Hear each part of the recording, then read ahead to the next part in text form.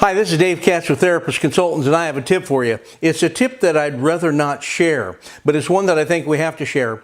Every so often, as a consultant to therapists, we see therapists that get in trouble with the law, either through bad ethics or just by being illegal. And so it's very important that we cover the most important things, the most common things we see that get therapists in trouble. And the first thing that's going to get you in trouble is skimming, not reporting all of your income.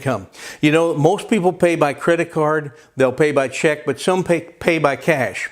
And if you skim that cash, if you just take it home, the IRS knows what percentage of people pay therapists by cash. And if they see no cash deposits in your account, they're going to know that there's something wrong. I talked to a therapist once and I said, "How's your brother doing?" Because his brother was also a therapist. He said, "Not so good, didn't you hear?" And I said, "No." He said, "He went to prison. He's in prison." I said, "What's he in prison for?" Because he was a nice guy. He said he's in prison because he reported 95% of his income. In other words, he skimmed 5% off the top. They caught him and he actually went to prison. So if you're skimming, if you're taking home the cash, absolutely don't do that, because you want to be able to sleep well at night. The second thing we see that gets therapists into trouble is sexual encounters with their patients. Now, it can be something as simple as sexual harassment, or it can be sexual misconduct, or an actually affair with a patient. But any way you cut it, it's going to get you in trouble with a board, and you run the risk of losing your license.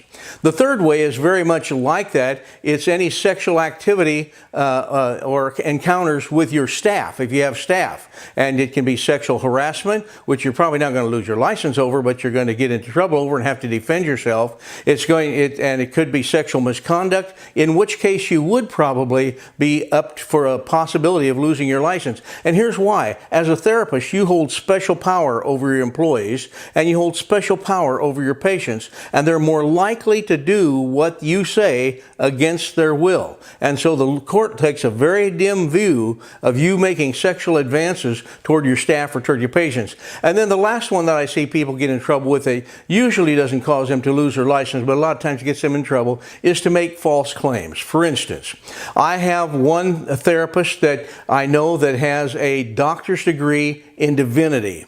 And he calls himself, and he has a therapy practice, and he calls himself Dr. So-and-so. Well, his doctor's degree has nothing to do with the psychology, the therapy that he's giving. And so he really shouldn't be calling himself a doctor, but he does. That type of thing will get you in trouble, overstating things or making false claims.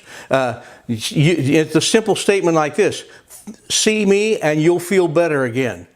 Well, is that a promise? Is that a guarantee? Because it sounds like a guarantee, and we can't guarantee our results. So here's what I'd say. Be careful. Don't skim. That's easy enough to not do. Don't get involved with your patients or with your staff sexually. And make sure that when you make claims, that they're legitimate, they're honest, and they're telling the truth about what you do. And I think you'll sleep a lot better, and you'll feel a lot better about yourself, and your practice will grow as a result of it. This is Dave Katz. Thanks for listening.